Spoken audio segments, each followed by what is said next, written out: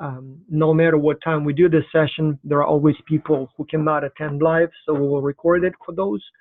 So, but yes, very nice to meet you. I'm Bas Taras. You probably have met me before, if only through emails. I'm at the University of North Carolina, Greensboro. So here in my time zone, it's still in the morning, so just woke up not long ago. So as you have here people from Ireland, Kenya, from Ghana. And so I assume for you, it's probably what, like plus 6-7 hours. So for you, it's the end of the day. I see Katrina is saying that the chat is disabled, and I'm not sure why that is. It happens sometimes. I need to look in the settings, but Q&A works, so that should be fine. That should be fine. All right. So we are waiting for a couple more people who will be helping me with the webinar here. So they should join us anytime. But for now, let me briefly tell you how this will go and what we're trying to cover today. So I will talk very briefly about Xculture in general, and you probably know what Xculture is and how it works. You all have gone through the project, but I'll give you a quick update on the numbers for this semester. And then we will talk a little bit more about the coaching program itself. So what to expect, how it works, you know, the challenges you will likely experience and the best ways to address them, as well as, you know, what needs to be done next. And then ideally, I'd like to have it more in a form of a conversation. So if you have any questions, you can type them here, or as I said, you can raise your hand. There is a button at the bottom of your screen that literally looks like, you know, raised hand. Just raise your hand and I will see that, and I will add you to the discussion window here, and so we will be able to talk as, you know, like in Skype. So, and yes, I'm glad to see. So we have Ireland, Kenya, USA, Ghana. Very nice. So we have a good international group here. All right. So once we're still waiting, as I said, for a couple of people, especially for Karen Linden, who will be managing the program this semester. So once she's here, I'll add her to the, oh, here she is. Yeah, perfect timing. So Karen is here, so I'll just add her. Yes, Karen, perfect timing. So, oh, Karen is just a few doors down the hall in her office, so I'm here. Karen, can you hear me? Your microphone is muted. Yeah, okay, so all good. All right, so as I said, I'll give a quick update on the numbers for this semester. And then Karen and I will talk a little bit more about the coaching program. And then, as I said, ideally, we'd like to have it more as a conversation as opposed to a lecture. So if you have questions, you can ask them at any time, or if you would like to talk to us, just raise your hand and literally join with video. And Karen, I'll make you also co-host. So in case something happens to my connection, you will be able to manage it. So shouldn't happen, but just in case. All right, so a quick update on the Xculture project this semester. So we have, as always, or expect as always, about 5,000 university professors, university students coming from approximately 150 universities in 40 countries. So nothing super unusual there. So we will probably see the numbers similar to the last semester, and that's good. So we have some new applicants, and then most participants are returning applicants. One unusual thing this semester is that we have a large number of applicants who are not students. So we have been experimenting for a couple of semesters with what we call the Xculture Academy track. So that's kids and non-student adults. And so the first time we did it, we only allowed the kids of the professors to participate just to test if it works. Then we allowed everyone to participate, but didn't quite promote it, you know, much. And this time we did a few months of more active promotion. And so we have received 1,400 applications so far. But what's interesting, and so wait for it. I mean, I'm for example, impressed. I'm impressed. So we have applications from 105 countries. 100, like it's almost the United Nations now. So we just had a webinar with them just about an hour ago, and so had quite a few participants. And literally, I don't think there were two people from the same country. Like I read the first 20, 30, 40, I don't remember how many, but you know, like each one is a different country. So it's a very, very diverse group. About half of them are kids, usually like 15, 16 years old. Although we do allow and still experiment with younger kids. So we have some who are 9 and 10, but most of them would be like pre-college, like will be applying to college within the next couple of years. And then we also have a few hundred non-student participants, adults. So basically, what we call them professionals. Most of them would be friends of our students who either are not enrolled in the right, course, or not at the right university, or in many cases, people who have jobs and, full-time careers and just, trying to gain some new experience and develop their resume. And so they come from all around the world. So therefore, the total number of participants at this time can be anywhere between 6,000 and 7,000. The only thing is that for those non-student participants, we require that they complete a very rigorous 4-week training course. So it's a theoretical training where they have to do, I think it's also like 16 training modules. And again, the purpose of that is both to prepare them, to train them, because unlike university students who come to the project with professors and sort of, presumably are ready to work on a business consulting project, the kids and non-students, we cannot be sure. So we ask them to do all that additional training, but also obviously it's a selection tool. So again, university students, they do it as part of the project. And so for them, they must complete it to get the grade. And so even if they don't like it, even if something goes wrong, they can't really drop out unless they want to risk their grade. Now, non-student participants, technically nobody can force them to participate. There is really nothing that they will be, like no penalty per se. And so what we do here is we load a lot of work on them for these 4 weeks of the theoretical training. And so obviously, it is training, so it is preparation, but even more so, it is selection. So we want to make sure that they can sustain a high level of performance for a few weeks, meet the deadlines, do well on the test, show that they can, at the very least understand English, but also, write little essays and stuff like that. And so the reason I'm telling you that because they too will be sort of your clients. So there will be 3 groups of teams or 3 types of teams that we will be working with. So there will be student teams, international virtual student teams, but then there will be also international virtual teams comprised of just simply adults, employees, and then kids. And so you will have to work, or you will get a chance to work with all of them. Although again, I'll leave it up to the team to decide later, you guys to decide later together, but maybe we'll even specialize. Last semester, we had some coaches who wanted to work primarily with the kids teams, and that's fine. And then maybe some who wanted to work mainly with the adults, and that's fine as well. But that's, that's where we stand in terms of the numbers. So we'll probably lose about half of those kids and professionals before the project starts. Again, many sign up and think it would be fun, but then they see how much work it is. But so there will be a nice diverse group, probably with, 40, 50, maybe, like if all of those professionals stayed, it will be over 100 countries total. So we'll see. And then for the coaching program, Karen has better numbers. Karen, can you give us, how many applied and how many we have so far? I don't have the sheet right in front of me, and you can hear me fine, yes? Yeah, we can hear you. But I do know we hope that there will be maybe 30, 40 coaches by the time the training completes, and head coaches. I thought our number was about 20 people interested, and so hopefully if time demands allow them to continue, then we'll have a really strong head coach group as well. Yeah, I'm looking at the numbers actually. So we have accepted for this theoretical training. So there are 120 individuals, 118, and then there are also 26 head coaches. And we'll talk about the difference in a few minutes. So there were some who applied and whose applications were not impressive, or, like where we asked you to describe why you should be on the coaching program, they would just say a couple of words. And it's not that we want you to write a whole essay, but usually, like when we see a lack of care and a lack of, diligence, usually that's a big red flag. So, You all know what it takes to do really well with this program. And so we want to make sure everyone's at least going to have a positive experience with the training. Yeah, and ideally we'll want to have in the end about 30, 40 people. So, if all of you, like if it happens, a miracle happens and all of you do extremely well, I suppose we can have more, why not? But normally we try to limit it to about 30, 40 people in the end so that, a team is manageable and everybody has enough work to do and everybody has enough interesting cases to deal with.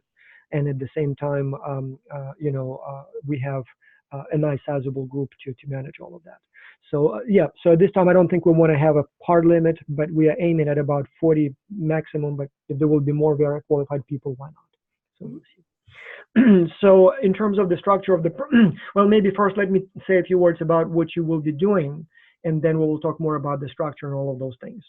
So the coaching program, the main purpose here is to give you guys an opportunity to gain new experiences and learn new skills, particularly with respect to not only being a member of an international team and working on a consulting project, but being sort of a manager of those teams, or a mentor, or a coach. A coach, I guess, is the best word. In a sense, you will not really be a team member. You will be working with them, but not as a member. You will not really be a manager. You will be managing them. In fact, you will be managing a lot of things. But again, we don't want you to tell the teams what to do, but rather help them make those decisions on your own. So you will be more of a coach, a consultant, a mentor, although again, in many instances, a manager as well. And so there will be several things happening that you will be doing, and it's kind of a short list. So first, you will go through the theoretical training. And again, you will have to take a lot of training or complete training modules, from little things, how to provide feedback so that it's inspiring and effective, and doesn't inspire the students to, to be angry at you, but rather, to be willing to do better. To things like, cross-cultural conflicts and, cross-cultural team management, some basics of international business. We know that you've taken the course, but, there is always room to learn more. Online collaboration tools, all those kinds of things that you may need to know either as a coach, or that the teams can ask you to help with, and you need to know that more as a team member. And then again, just like with the students, with you, again, it's as much as training. As much as it is training, it is also a selection phase. Again, so there will be some coaches, unfortunately, or every semester we have a few who will never take the test. They sign up, they thought it would be fun, but then they disappear. There will be probably a few who will not answer enough questions correctly, which tells us maybe, they didn't care enough. I don't think it's the case, when the English is not strong enough, or maybe some other reason. So it's probably just too busy at work or something else. And that's fine. It's okay to lose some people because they're busy with other things. But obviously, even more than the number of correct questions that you answer, we will also be paying attention to, are you showing up for the weekly review webinars? Are you completing the test on time? Are you providing all of the materials that were requested? So it's as much as a test as a training. But once you're done with that, which will be in about 4 weeks, you will then advance to what we call the practical phase, and that's when the real fun begins. And so you will be doing several things on a regular basis. One, the students will be coming to us with their requests for help, and they can be all kinds of things. It can be something, a conflict in the team, and so they will want someone to listen to them and then help resolve the conflict. Sometimes they will be asking for feedback. They will send you, here is a draft of my chapter. Would you like to, or can you please take a look and give me feedback? There will be sometimes, we cannot schedule a meeting, or something's not working technically. Can you help us? And you will help with that as well. Sometimes there will be even bizarre cases, like we every semester have 1 or 2 cases when a female student says there is a male student on the team who liked my every single Instagram photo, every single Facebook photo, and constantly asks me to, to connect with him on Skype, without the team. And I don't feel comfortable about that. What do I do? And again, we will, if it's a serious case of cyber stalking, we will involve professors as well. But sometimes it's just simply misunderstanding. So we contact the student, or the coach contacts the student. He says, what do you mean? Like, how is it a problem? I like her.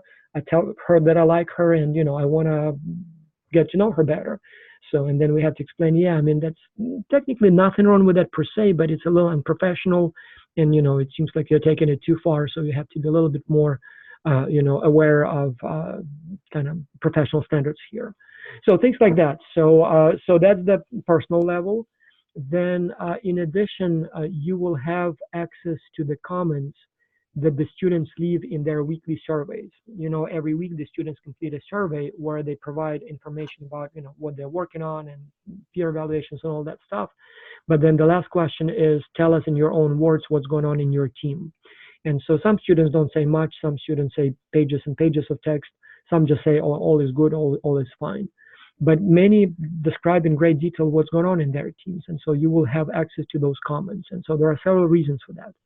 One, we would like you to read those comments for your own sort of education. It's as if, or almost as if, you get access to sort of like personal diaries. They're not quite as personal, although some comments are a little personal, but you will see from the behind the scenes almost, what's going on in those teams. And if you read enough of those comments, you develop this good sort of intuition and sense and understanding of what the teams are going through. So once you read enough of them, you kind of develop that literally intuition. So you kind of know what to expect next. You know what the teams have gone through. So even when you're a member of a team, you just have a sample of one team. Here you read hundreds of comments, and so you quickly develop, appreciation and understanding of what the typical challenges are, and how teams are, progressing, and what kind of language they use and things like that. So very, very useful. I read those like literally sometimes for fun. As I said, it's not necessarily very entertaining, but if you read enough of them, it definitely gives you an understanding that most people don't have. Another thing we want you to do when you read those comments is to pay attention to signs kind of hidden problems. So sometimes the team members may not be comfortable to come to us and say, I need help. But when they describe what's going on in the team, you can tell, oh, there seems to be a conflict, or there seems to be some sort of a case of, maybe somebody is being ignored or something like that. And so in cases like that, what you will do is you will tell us, I read the comments, team 252, it seems like there is a problem there. And so if we haven't heard about that before, we will probably assign you or some other coach, and you will then reach out to the team and say something like, I've been reading the comments, I noticed that there is a problem, would you like me to help you? And in some cases, they will reply and say, no worries, all is good.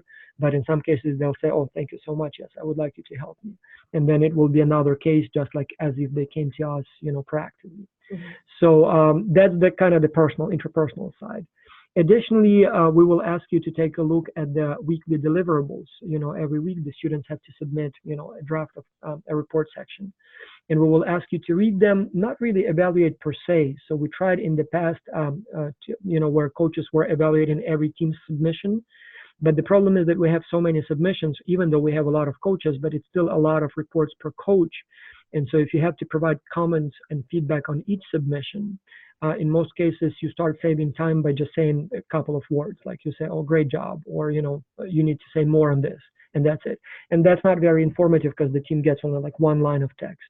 So what we do now is we ask you to review enough of those submissions, maybe not every single one, but, a few dozen each week, and then provide more detailed feedback where you start with, this week I read 25, submissions from 25 teams. And here is what I have to say about that. My impressions, overall, good or bad, these are the most common mistakes. These are the most common problems. These are the recommendations I would give. Here are some examples of good solutions. I really like this, and here is an example. And I really like that, and here is an example. And so this way you will be able to, again, how should I say, if you want to learn how to write, you have to provide feedback on writing of others. Because, when you see and sort of judgmentally is the wrong word, when you try to be a judge of work of others, that's when you really start understanding what is a good example of, report and what is a bad example. Because when you only write your own work and see your own work, you always think everything's good, or you don't see how you can improve it.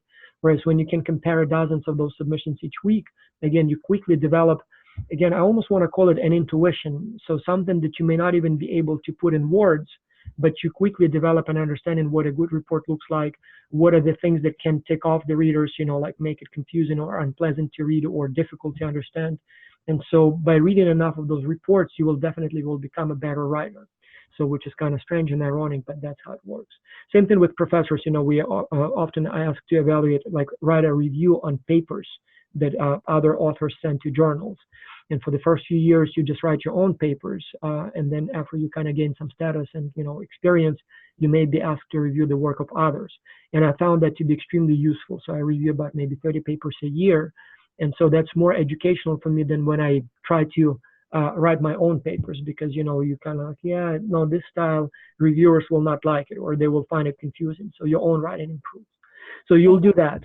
And even to interject, years ago, I worked with distance education, so online courses, and I would help evaluate across different disciplines. So I got to see really great courses in management. I got to see great courses in criminal justice, and then maybe I saw early childhood development class, and it's good, but they probably could have learned from seeing what the criminal justice course had in there. So reviewing the work of others, even if it's outside of a client that you've worked with before, you will develop better skills, not only with writing and developing your own content, but being able to effectively give feedback to people that don't fall underneath you as far as reporting to you, but how do you influence people to take direction in a positive way in the roles that you're in right now, in the mentoring and coaching roles. So I think it translates in so many different ways professionally. Yeah, I absolutely agree with Karen. Yep, absolutely. Yep, so those are kind of the main things that you will be doing on a weekly basis. And then when the whole project is over, likewise, we will ask you to evaluate some of the reports, full reports, and in this case, provide individual evaluations. Again, so that you can put in your resume that you not only dealt with, team conflicts and provided feedback, but you actually here, you will be the judge of work of others. So here we will not ask for feedback per se, some feedbacks as well, but you literally will tell us, which teams are good and which teams are bad. And we usually leave the honors of selecting the winning teams to the coaches. So each team will be evaluated by a bunch of professors, but then we ask the coaches to review some of those best reports and then eventually provide your recommendations. Ultimately, it's up to the client, but at least the sculptor's choice will be, the coaches will be heavily involved in that. Likewise, and we'll see if we will be able to do it every week. I'd like to try that, but it's always been a challenge. But we definitely want to do it at the end, an executive summary for the clients. So what happens here, again, for you, it's a great experience and a very, very good way of, learning how to write. But also for the clients, it's a big benefit. So there will be about 10 companies total. And so there will be almost 1,000 teams. So it will be roughly 100 reports per client on average. And so that's like this much paper that the clients will receive and will have to read. And many clients, unfortunately, are too busy to do that. Lots of useful information, but in many cases, it's just unrealistic to expect that they will be able to read all of that. And so what we do is we ask the coaches to help us with analytic summaries of those reports. So the weekly deliverables, we will do that kind of on a smaller scale, and then on a larger scale at the end, you will be asked to review enough of those reports so that you can summarize the most interesting ideas, the average, the most commonly recommended, markets and countries and prices and stuff like that. So we'll teach you how to do it right. And again, there will be not too much of that kind of work. So we don't want you to spend all your time summarizing reports for the clients. But you will do enough of that so that first you can put on your resume that you were a business analyst. So you provided those analytic summaries for the client. But also, as I said, that is a very, very good exercise because the first few semesters we started doing that, I was doing it myself. And so that's when you really develop a good understanding of what a clean, nice, readable report looks like. A report that when you submit it, for example, for funding, like when you apply for like some venture capital and stuff like that, that's the report that will get read and not dismissed. Because, once you read enough of them, and especially when you're trying to understand what the students are saying there, you will be in many cases really frustrated, but at the same time, you will also learn how to present it. So it's easy to scan it, easy to see the key information, easy to present it. So a very, very good exercise, I strongly encourage you to spend a little more time on this because, this is a very, very good practice. It's like, I don't know, like in sports, sometimes you have to do like weightlifting, to run faster because your legs strain and stuff like that. So it's kind of this higher level of thinking, very, very important. So you'll do that as well. It's a unique opportunity to have access to all of these different reports too. I know through all the training that I've done, this really is a huge bulk of individuals and projects to take a look through. So, I'd encourage everybody to take an opportunity, especially for the analytic reports. You have access to so much more survey data information, even just like we were talking about the comments on a weekly basis. I can talk to different people about their experience, right? And in your classrooms, you were able to talk to maybe a dozen people that had a global virtual team that was different than yours, and you compared what was the same, what was different, who had a good experience with this or that. But now you have this huge universe of data and people that are asking you for assistance, and some that you'll know, I need to proactively, they're not asking for it yet, but I already see this train coming down the road. And so these are all very good things that you'll have access to so much content. Yeah, yeah. And yeah, because you will see so much variation in quality and the ways people present their work. That's where you sort of you learn by comparing. And so constantly you compare, okay, this seems better than this seems better than this. And as I said, the funny thing is that in many cases, you will not even be able to articulate in words. Like if I ask you, so tell me what a good report looks like. In many cases, you can't even tell. But when you have to produce it, you sort of know what to do. So that's an interesting, outcome. And then, your portfolio. So over the course of this semester, you will compile or develop a professional portfolio. So that's something that we would like you to be able then to take to potential employers or potential, I don't know if you're applying for stipends or something like that, and show them and impress them with a big pile of samples of your work that nobody else in your cohort has. When you're applying for a job, there will be probably many people who are competing for that position, and so only you will have that. And so here's what you will have in your portfolio.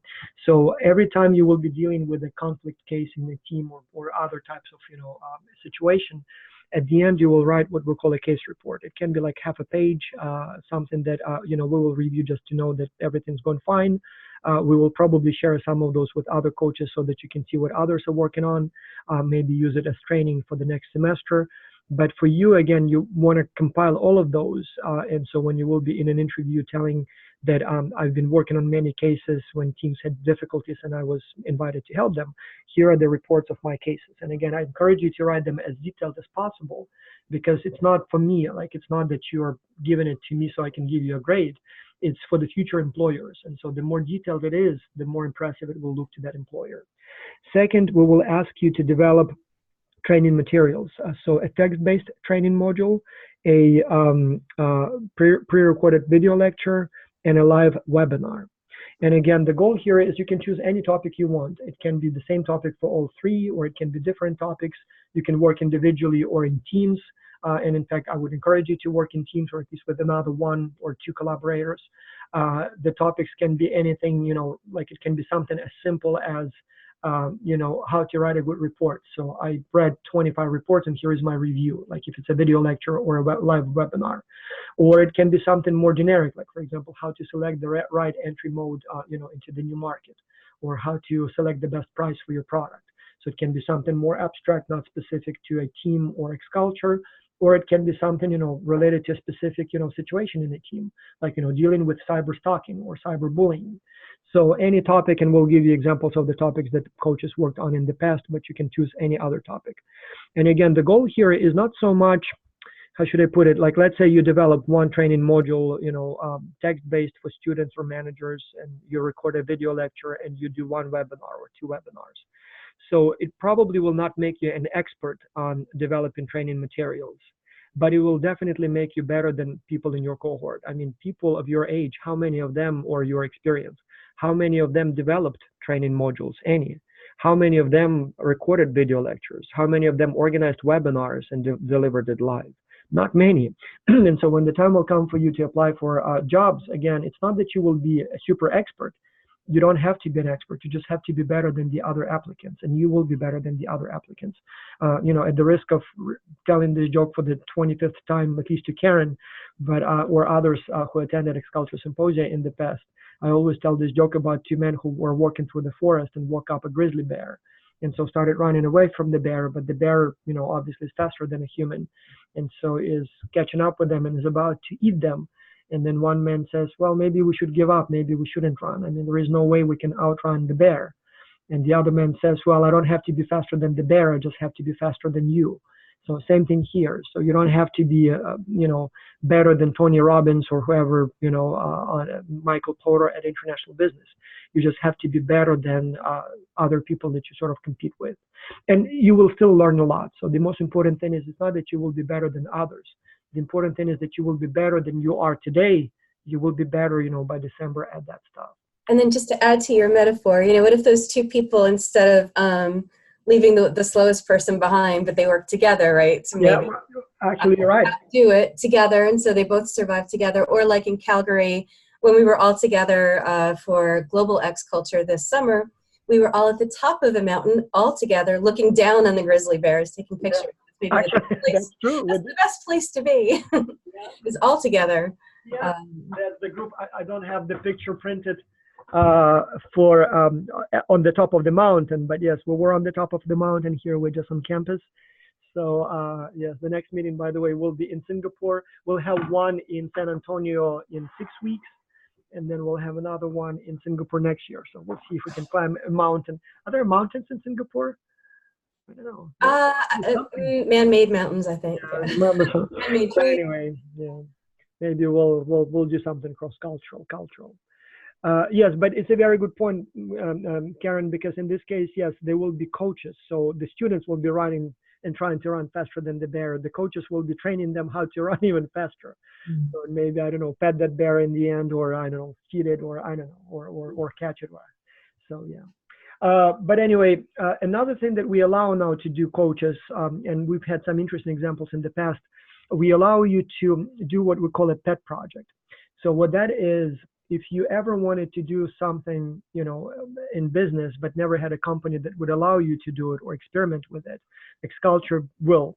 So we've had, for example, examples when there was one student from somewhere in New Mexico. She worked for a call center. And so she felt that the way the company manages requests for help is not the optimal way. And so she wanted to improve it, but the boss wouldn't listen.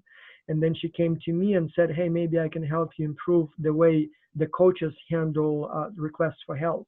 And at that time, by the way, we didn't have a nice system in place. So it was all, it's still quite chaotic, but at that time it was basically, you know, very chaotic.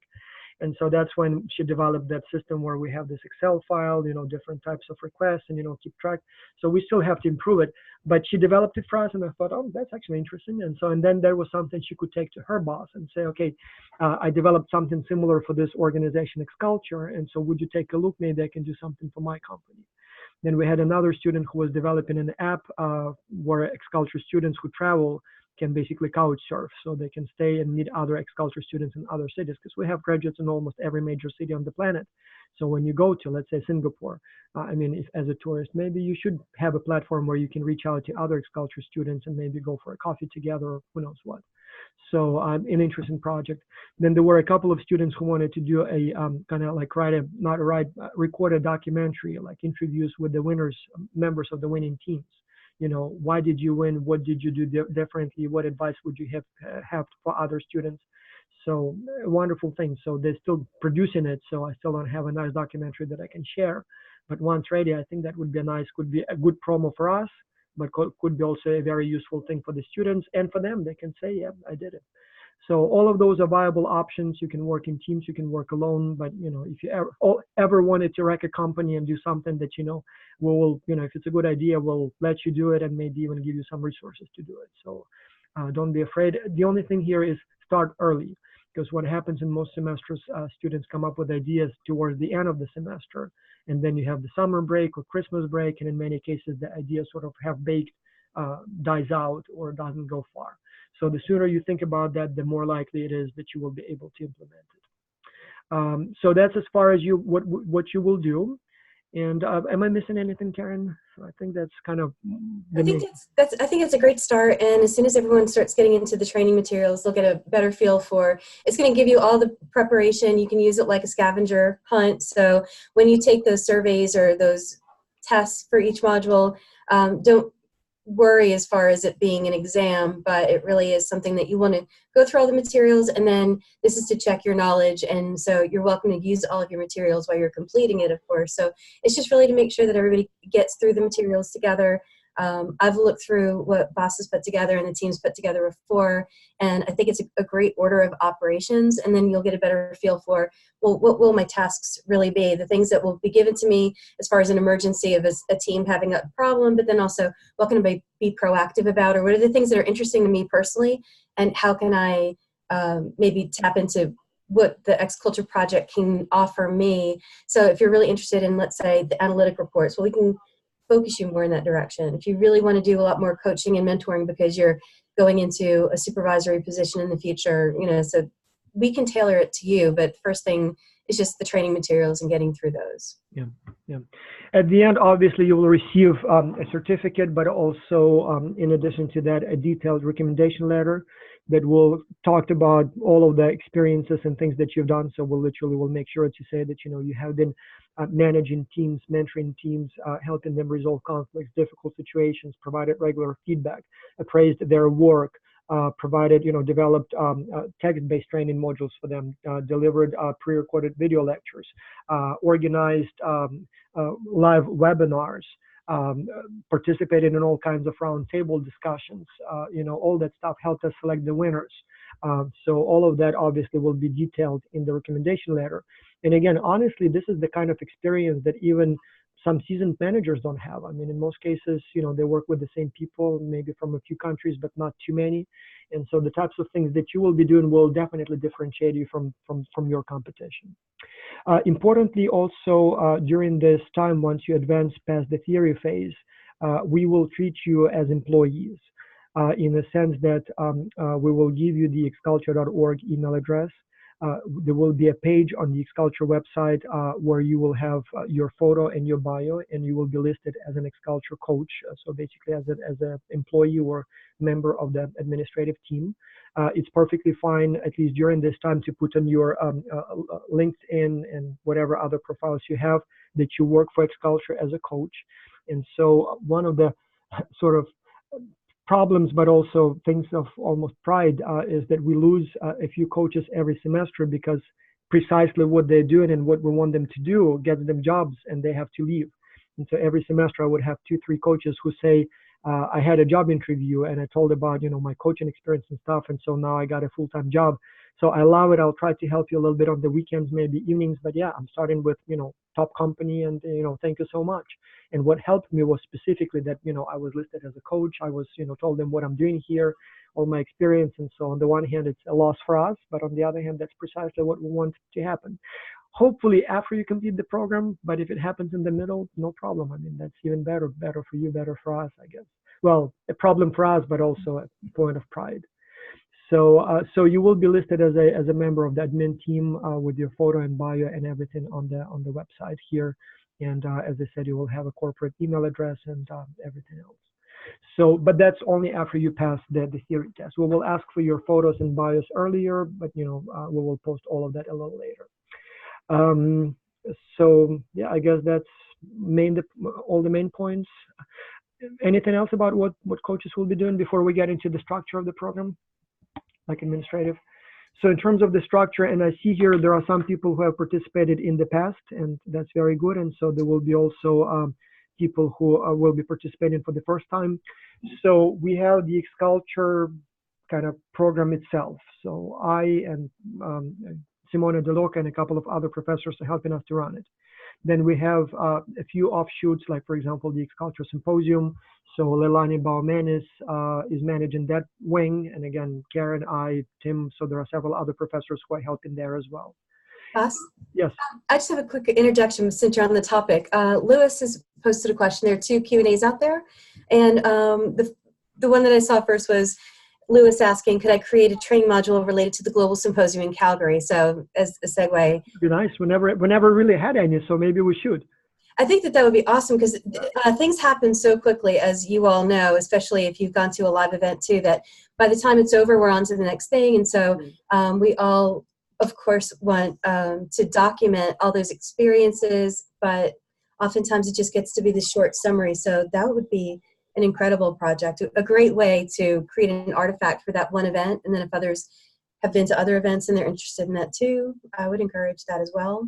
And in fact, Louis, I mean, this is such an important thing, and we don't really have any good training materials for the symposium, so that maybe we can team you up, like maybe even with some professors and maybe some ambassadors from the symposium, because the task is too important. How should I put it? Not that I don't trust that you cannot do a good job alone, but it's such an important task that maybe we should put more resources, and maybe you can be the manager for this project. But then maybe introduce some of the professors who participated, some of the students, some of the ambassadors, and then together create like a really high quality training, module or program, so that before people go or apply even to that symposium, that they know what they're getting into, and then once selected, they have a few months to properly prepare for it. We just looked at the data from the Calgary Symposium, and very, very positive. I mean, really, I don't think we had a single component of the program that received less than 4 out of 5, so less than good. But at the same time, had we had a good training program in place, maybe it would have been even better. Maybe everything was a perfect 5, so I don't know. So that's a very good idea. Mm-hmm. There's also one other question. Rafael is asking from Brazil, hello, will we have the kids program this semester? And so yes, we definitely will. Yeah. And if you'd like to get more involved with that, Vas, if you want to talk. Yeah, and we need a lot of help there, because unlike the university program where we have all the professors who come with the students, with the kids program, we have a few teachers, but they're not always fully prepared and not always, available to help. So we definitely need help there. It's So usually their first time getting involved in it too, so you'll have more experience than even the professors or teachers that are involved in that. in terms of the structure, so that was the rest of the Sculpture program. So, but when it comes to the actual coaching program, so Karen Linden here, so she will be the program director. She will be managing the program. It is likely the former directors, Kim Nesper and possibly Tim van der Meijden, will be helping in some way. Obviously, they're moving on with their lives, and so they have other things going on. Kim is a full-time PhD student. Tim has a job. So we will see how much we can afford to involve them, just because, you know, it takes a lot of time. So plus, again, Karen is right here, so we're in the same building, and so it's a little bit easier for me to work with Karen than to work with someone in a different location. But likely Kim and possibly Tim will also be helping with some things. So we are still in negotiations what that would be, but probably the professional portfolios when it comes to, you know, the ideas for your training modules, feedback on the draft, and then final product. So that would be something that requires a lot of experience with these things. And so I hope that Kim and possibly Tim will take on, you know, that role, and will be working with you, making sure that your portfolio looks nice and shiny in the end, like really impressive. So there will be Karen will be sort of the chief operating and executive officer, but we'll see, maybe there will be more people on that sort of leadership team. And hopefully, if there are some head coaches that have been with the program for a while, we would love to involve you a lot more, and want to hear exactly what you'd like to do, and plug you into those roles so you get more and more experience. Mm-hmm. Yeah, and then the head coaches. So we have coaches who kept asking if they can participate again and again. And so we made them, you know, some people participated. I'm not sure, I don't see Henrik here, but we have, for example, Henrik Mertens. He is an Austrian in Germany. He had participated in the program, must have been like 5 or 6 times in every possible role. And so he was, to a large extent, the reason we created the head coach program, because at some point he had so much experience that it, you know, made sense to sort of ask him to be more in the administrative role. And then we thought, hey, he's not the only one, maybe we should have a few more. And so we have these head coaches. And so the head coaches would be basically, you know, the managers of the program. So Karen and we have all kinds of other responsibilities, both at work and with Xculture in general. So head coaches will be entrusted with managing some, you know, whole directions. Maybe one of the head coaches for a couple will be managing the webinars, and their job may be literally, you know, scheduling, selecting the topics, making sure that it's covered, you know, in good sequence, invitations, you know, all that stuff. Maybe another one will be specializing in, I don't know, managing the correspondence with the client companies or something like that. So there are many, many tasks here that may need to be done. We will definitely select a few who will be managing the case assignments. So we get a lot of requests for help every day, and so we need to develop a system. We need to know how we assign people, who needs to be informed. At some point, maybe even send a reminder and say, hey, you know, you were assigned that case a few days ago. Is everything good there? Didn't see the case report. So provide feedback on the case reports. Again, once you're done, somebody needs to take a look, and I don't know, maybe what you did is excellent, but maybe it needs to be improved. So all those kinds of things, a lot of work. So the head coaches will definitely be playing, you know, this important role. So they will be sort of coaches of coaches, providing feedback on feedback that coaches provided, you know, resolving conflicts among the people who are resolving conflicts. And again, I'm hoping that there will be no conflicts among the coaches, but you never know. And so again, that's an even more interesting, because here we're talking about like purely managerial role. So it's not a coach per se. Here you will have to manage people. You will have to set the schedule, decide how things how things work. Maybe even sometimes, again, I don't think we will have to do that, but maybe even punish, or in some way, you know, like, I don't know, if somebody is not participating, it would be the head coaches who will tell us, and maybe even decide to kick out someone from the program. Again, don't think it will happen, or hope it will not happen, but they will have that authority. So, and then the coaches, obviously, so who will be doing all that, you know, everyday work. Ideally, we would like also to have a weekly webinar, like a roundtable webinar, as we call it. And that's where the coaches will have a chance to share experiences, tell about interesting cases they had that week, talk about, you know, ask questions, share thoughts and insights, and also just to get to know each other. Because one important thing you should understand about this group, all of you are not your average people. First of all, you know, all of you have come, you know, or come from universities that are in most cases top in the country. And so right there, you have like a huge selection bias. You're right there, probably like top 20, maybe top 10% of your, you know, respective country population. Then you've gone through Xculture, which is again a big boost. Now you've advanced to the coach position. So we are talking about people who are basically, like elites, or most of you, in fact, almost all of you will probably be business owners and managers and politicians and who knows, governors, or successful in other areas. And so one of the big advantages of X-Culture is that you develop your professional network. These are the people who will become your future business partners, or who will become, maybe, I don't know, hire you, or you will hire them. Or at the very least, you will, exchange ideas from time to time and comment on each other, business plans or, applications and things like that. And so to some extent, it may be even more valuable than the skills and knowledge itself. Like when you talk about MBA programs at schools like Harvard or Stanford, I mean, they're not necessarily any better than, MBA programs at no-name schools, at least as far as the courses that they teach, the textbooks they use, there is really not much difference. Where the difference is the people. So when you go to a no-name school, you've taken the same courses, you have the same theory, you read the same books, you did the same cases, your professors are probably going to the same conferences and publish in the same journals. So not a huge difference there. But you will have met people who will go on like very achievement-oriented, very, success-oriented. And those people will become the future, as I said, politicians, business owners, governors, CEOs. And so you have that network. And so that's the most important thing. And so to some extent, that's what makes those programs so valuable. And again, I'm not sure if our cohort can compare with the Harvard MBA cohort, but it's definitely a top cohort in the world, like definitely better than the average. And so it would be foolish not to give you that opportunity to meet these people so that in the future we can do something together. And because we are all in different cities, different countries, those roundtable webinars, that's one of those rare cases when we actually can talk and get to know each other and recognize each other's faces. And I don't know, maybe develop friendships. We've had cases in the past when people fell in love and, were visiting each other. I'm still not aware of any weddings, and I don't encourage that. It's not that I'm saying that you should. But, sometimes people visit each other, become closer friends, and that's great, and maybe start businesses together. So we would like to give you enough opportunities to get to know each other, live, sort of, as opposed to just simply exchange emails from time to time.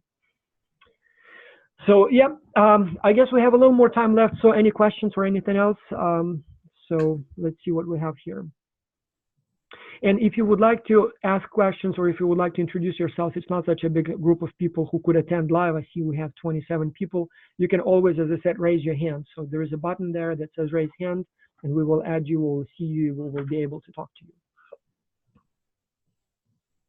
Carlos has raised his hand. So yeah. And Carlos, we met Carlos obviously not so long ago in Canada. So, and Friedrich is asking a question. Hi, Carlos, good to see you again. I think your microphone is muted. Yeah, go ahead. So Carlos is one of our veterans.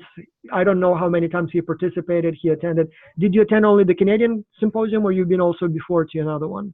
No, that was my first one, but I've been working with X-Culture for now like 3 years. Yeah. Yeah, my question was regarding last semester's paperwork. I didn't receive the certificate, so I'm not sure. Maybe you guys send it to the rest of the coaches, but I haven't received my edited copy. So I just want to make sure that we're on the same page. So let's go on to the next question. Stay here. I'll literally call the IT guy right now and ask him, because we should have sent. So we sent them out in June. And then because, and I think you were the one, actually, Carlos is, that's something I love. People sometimes say I should hate him for this, but no, but I love him.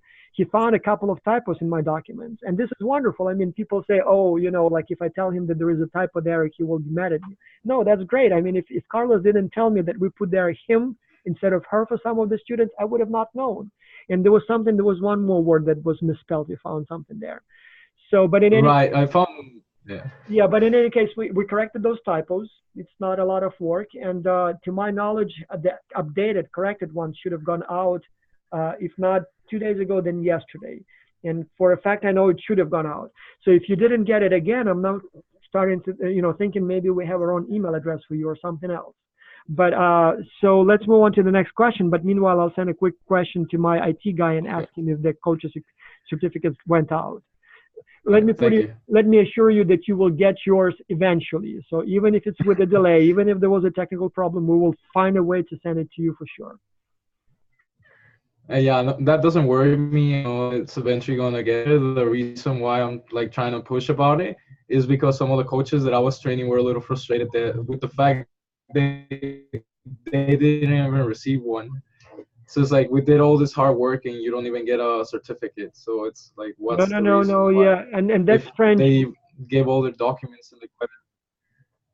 Yeah, no, no, yes. So as I said, the original ones went out early, and then sometime in June because the coaches were still working until May, the end of the May, and then they went out sometime in June. And then again, we should have sent them out again yesterday, and I'll check. And yeah, my IT guy is not online, so but I know that everything was prepared from my end. So if he didn't send it for whatever reason, we'll definitely send them right away. Yeah, you Thank you. work hard, and obviously we want to acknowledge that. There was also a question about pet projects and head coaches. Yes, pet projects, we keep it very flexible, and and probably not even mandatory. I mean, you have enough on your plate, so if you are too busy to do it this semester, I suppose it's fine. But if you would like to do it, we keep it completely open as to how many of you work in a team. Do you want to do it individually or with other people, head coaches or not? So that's very flexible. And for that purpose, again, head coaches probably have more experience. It would be nice to get them involved, but whatever you think works for you works for us. We'll just have to check with you first, what the idea is, make sure that it's something that is, ethical and within our, scope and vision, and will not lead to any, huge expenses or, will not contradict what we're trying to do. But in the past, all of them were fine. I don't think we ever rejected any single pet project idea. So all of them were reasonable, fine, useful. And not all were fully completed because, sometimes it looks like a good idea, but then once you have to work on it, it becomes, like a burden. But as long as you would like to try it, I strongly encourage you to give it a try. Yeah. Any other questions? Yeah. Well, since we have Carlos here and maybe any other head coaches, if you'd like to share your experience in brief with the other coaches that will listen to this webinar or that are here live, to give them a feel for what maybe you've gotten out of it or what to expect in the next or in the first part of this phase. Okay. Welcome that. All right. So what I can say, not to discourage anybody, since it's the very beginning, but it's a lot of work. So as long as you guys are willing to put in the time investment, you will learn a lot. Even if you don't have any experience in this field, you can learn a lot just from the modules and just from actually working on the project itself. And it's just a great experience. I got in a couple of jobs just because I mentioned X culture. It's a very good thing to have on your belt because it shows that you already worked with this type of things and that you're versed in the field. Also, it does help you with your English if you're not a native speaker. Just by writing and revising your documents, they'll improve your writing and your speaking skills because you're conversing with people from different parts of the world too.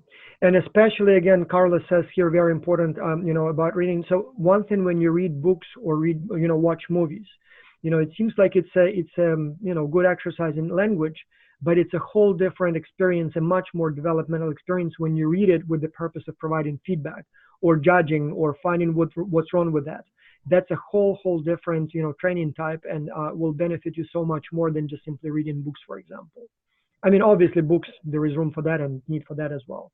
But it's a whole different thing when you read it as a reviewer, as a coach, as opposed to as just a reader for entertainment. Emmanuel, do you have a question there? I see you typed it, but can you voice it, maybe explain better? Go ahead, Emmanuel. Hello. Yeah. Please, I actually want to find out that supposing a student, or this is one of the coaches, come up with your sound is breaking up. An interesting. Go ahead. You know. Yeah, it's better. Come forth with an interesting topic. I currently see Brian Tracy with several he commercializes it to his participants. So it's a platform whereby you can sell out such kind of webinars, because in other companies it can be a training consulting topic. So do you intend having such platforms like that? I hope I understood your question correctly because the sound was breaking up. But yes, so Emmanuel here, those who didn't hear, he typed the question. So he sometimes watches webinars by Brian Tracy, And so sometimes they, as I understand, they even charge for participation. And so if I understand correctly, Manuel is asking if we could bring some interesting speakers, can we organize webinars for kind of the external audience? Is that what you mean? And so the answer would be, by all means, yes, it would be nice. We do it sometimes. So for example, in the weekly webinars, we often have guest speakers. We usually don't invite external audience, but at the same time we could. Those of you who don't know, Xculture has a Facebook page, and we have something like 250,000 followers on our Facebook page. And then obviously, we have about like 60,000 people who have participated in the Xculture project, and about 40,000 of them are on the newsletter list. So if, for example, a coach, head coach, had an interesting speaker, maybe a businessman, maybe, I don't know, some sort of a business consultant, or just an interesting person, and you think a webinar with that person would be of interest to the Xculture students or coaches, or maybe a general public, I suppose, why not? We can organize that. One of your training modules will be specifically on organizing webinars. And since we have gone through the experiments with different webinar platforms and different formats, we teach you what we know so far about webinars, at least as far as how to organize one, what tools you need to use, how to make it available for streaming on Facebook and YouTube. And our, for example, software that we have even allows us to charge for participation. We never charged for participation in the past. I'm not sure if we should do that, but if any of your pet projects will involve something that you want to organize webinars for larger audience and you would like some participation so that you can maybe pay some honorarium to the speaker or use it for some other resources, we do have the technology, and we will provide that technology to you as long as it's, as I said, looks promising. Why not? We can try that. And yeah, so I definitely would be interested, in seeing how it goes. Something that we thought about for a long time, just never really, got to that. So, yep. I see we have, so one more person, Sharon, just asked, raised her hand, so I'll add her to the list here. And Sharon, hi. So you are the student, we've been exchanging emails about Bhutan, aren't you? Yeah. Very nice. Again, like Carlos, Sharing is a very proactive student. And so I really value that, because we have thousands of participants, but most people come as consumers. So they come and say, okay, entertain me or teach me or give me something. But sometimes professors or students or coaches come and say, here is what the problem is, and I can help with it. There is a typo. This is how you correct it. There is an idea. I can take it on. And so Carlos has showed many times that he at least cares enough to give us some corrections. And so Charin is in Bhutan. It's a small country basically in the mountains there, somewhere between India and China, right? And Charin is working really hard trying to help us promote Xculture in that part of the world. So she offered us to maybe go and meet with some local universities and maybe distribute some information about Xculture, maybe talk to some professors, to some students, and all kinds of other ideas. Honestly, I don't even know what to do with this, because nobody ever comes to me and says I can help you, or at least not many people. And so I really appreciate your efforts. And if I've been slow with responding and sort of giving you the resources you need, is because usually nobody offers us that kind of help. So I don't even know what we should do here. As I said, if it helps, we can maybe print some booklets that you can distribute. If it helps, if it involves some travel to some schools, we'll pay for your travel. So we are not really looking to make money. So one of the emails Sharon sent to me, where she did like cost benefit analysis. This is how much it will cost for me to go and meet there. This is how much the students will pay. This is how much in the end we will make. And that's okay. We're not looking to make any money. Like, even if they participate for free, it's perfectly fine. Bhutan is a very unique country, very underrepresented country. So even if we have to spend some money to let them participate, I'm still happy. So we just need to find a way. But anyway, so it's finally nice to meet you face to face, because it's been like hundreds of emails back and forth over the years, but I never had a chance to see you. So what is your question? First of all, I would like to wish a very hello to everyone over here. Well, my name is Stringam, and I'm from a very small, tiny kingdom located in between China and India.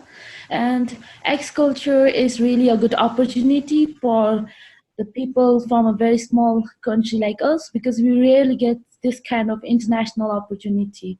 So that is why I was talking about promoting X culture in Bhutan, because I want to go ahead and share this opportunity with my other youth, so that they can also get the same equal opportunity as me to get interact with the international people, and also to know about the international business more than what we get to know here.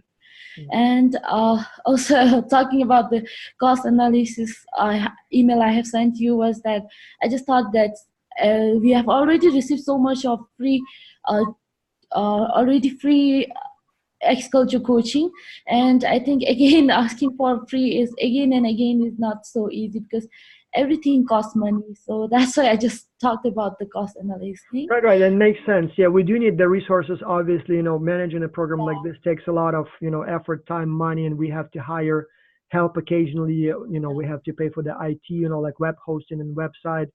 We have, a lot of expenses. We have some people, like we have an accountant who needs to be paid. We have our IT department, people who need to be paid, advertisement. So at the same time, again, I would like to stress that we don't do it for the money. And so even though, for example, there is a fee for participation in the coaching program, and almost all of that money goes back to the students. Some get the travel stipends, some get, other type of, support and resources. Like in this case, for example. And by the way, tell me how to pronounce your name correctly. So I always thought that it's Charing, but I think it sounds a little differently when, how do you say it right? You said Tearing. Charing. Okay. Yeah. Okay, good. I'll know now. All right. So, but anyway, if you would like to go and talk to someone about X culture in a different, city, university, I guess, if it's within our means, we will pay for the travel. Again, it doesn't mean that, we will pay for your trip to Monaco or to Las Vegas, just because you may talk to someone there. But if it's a legitimate request, we will try to provide you help. So likewise with the symposia, so we try to, like, for example, at least the ambassadors to support their travel, and then some of the students. So we do need the money, desperately need the money, because, we need help. But at the same time, if the participant, is from a low income country, or some other need is there, obviously, we are not too focused on charging everybody for participation. So that's, yeah. Oh, if I could just mention, to the point of that too, when you develop the program locally in different countries, because we do get saturated in the United States, there's so many universities that want to participate, but as you know, with your global virtual teams, right, you don't want 3 people from the United States on a team of 7 people. So when you are developing in other areas of the world that are underrepresented, Voss's not only understanding of it maybe being a novel idea and in a university not being able to, for the professor to pay the $250 to participate, he's more than willing to bring on, because of the diversity, to introduce other people in the world. And I just wanted to ask to Sharing too, when I went to California for the very first time a couple of years ago, I talked about X culture to a small group of professors, and there was a female professor that I believe was a visiting professor in Bhutan, and she had a picture of students at a university. And so I wonder if somehow her work at the university was connected to your X culture experience. The professor you are talking about, is it Dr. Shelley Daly? I'd have to, it's been 2 years, so I don't remember her name. Shelley Daly is one of our professors there, yeah. We were introduced to the X Culture program by the United States Fulbright Scholar to Bhutan, that is Dr. Professor Shelley Daly, and it was back in 2017 spring semester, I guess. Okay, great. So yeah, I'll be happy also to make connections and help out. If you'd like to develop maybe a training module to get other professors more involved in this program, then that sounds interesting to do. Yep. Yeah. And I'm so glad to be connected to all of you, and especially to talk face to face with Dr. Bass. And I look forward to learn more from you all and to gain lots of knowledge and opportunities from this X culture. And the question I have is about the pet project. As I've seen you all talking about the pet project, I just wanted to ask if the pet project is only for those who successfully complete this coaching program, or any other X culture participant, if they have any this kind of ideas, can come up and launch it on X culture platform. That's a good question. So at this time, we only promoted or give this option to the coaches. But then again, I suppose if there was a student who came to us with an interesting idea, I suppose why not? We usually don't even mention this option to the students. You know, they have enough to work on anyway. And so in many cases, they may still not be quite ready to take on something like that. But then again, yeah, if a student somehow, you know, came to us either on their own initiative or because they know about this program or option and came and said, hey, I would like to do this and this and this, would you allow me to do it on the basis of, you know, like for the Sculpture program or, you know, for Sculpture as a client? I suppose if it's an interesting idea, why not? So we are always open to collaboration with students. And I'm so happy. I mean, you know, with the students, I actually do stay in touch with quite a few Sculpture students. I mean, you know, I don't know how many friends I have on Facebook, but probably half of them, if not 2/3, are former Sculpture students. So I get like probably 10, 20 requests for friends every day. And based on the age and the countries, it probably, you know, almost all of them are Sculpture participants. And then with some of them, you know, we develop not really closer relationships per se, but I sort of follow and see what they're doing. And it's very nice to see, you know, when they say nice things about Sculpture, and many of them do. And then also nice to see how they then get jobs. And then, you know, you can see how the experience in Sculpture helped them, you know, grow professionally. And so we have quite a few students who have gone through this, you know, process. There is one student, for example, like a developing story, and you guys may remember her. Those of you, Karen definitely knows her. Olga Badrag, she's from Moldova. So she attended the symposium in Miami. I have a picture somewhere there, so she must be one of the people on the picture. Then she stayed in touch. I think she completed the coaching program one semester. Then she was studying in Brussels, and now she's studying in, like literally started yesterday at the University of Texas A&M University here in the United States. And so over these years, I must have written like 6 recommendation letters for her at least, because, you know, she's been applying to different graduate programs and then, you know, jobs. And so now she came back to the United States, this time not as a symposium student, but as a full-time student. So, and it's, you know, it's nice. It's good to see this. So, you know, it's nice to see how the experience that she, you know, like the career basically was launched with Sculpture. So, and it's nice to see how she's progressing. So I have no doubt that many of those students one day I will be seeing that they are running for the governor of their state, or they're running for the president of their country, or, you know, they became the CEO of a Fortune 500 company. And I'd be like, yeah, I remember 10 years ago, I wrote him a recommendation letter when he was applying, you know, for this or that. So I hope that by that time they will still remember us. At least at this time they always thank us. Like when she was accepted to this program at Texas, she posted a nice like letter, you know, like thanking several people, including like especially thank you to Sculpture, because that made a huge difference. So yeah, when they become presidents and CEOs, I hope they will still remember us. So that when we ask them, you know, like, could you sponsor a couple of students to go to the Sculpture symposium? They'll say, oh, sure, you know, like how much do you need? Here is a blank check, just write in the number. So we'll see how things go, but it's good to see that progress and that growth, and you know, makes me feel good. So it's definitely, you know, money cannot buy something like that. Yeah. All right, well, we are out of time, so we will have these weekly meetings every week, so we will have more opportunities to chat. So you already have access to the training materials, and I think we actually released all 4 weeks, if I remember correctly, because I know for the kids, I'm going to release them week by week. But I think for the coaches, I think you will see all of them right away. And Yes. so it starts Monday. Every Tuesday or so, you will receive an email with the link to your test. And then you will have until the rest of the week, end of the week, to complete the training module, you know, to complete the test. As I said, if something goes wrong and you get too busy with other things and you have to drop out, not a big deal, no hard feelings. I would prefer if you tell me that, or Karen rather tell that, so that we know that you're out, and don't stress out and don't think that maybe you like didn't have the internet connection or got sick. And there is no problem and no shame in, you know, maybe then re-enrolling again next semester. But I hope that most of you will do fine and will be able to complete it. And then Karen will be your main point of contact. So I don't think I will be communicating that much with you, other than maybe join some of the weekly webinars. So Karen will manage everything. So as I said, head coaches will be your sort of, you know, the immediate supervisors and I guess coaches or head coaches.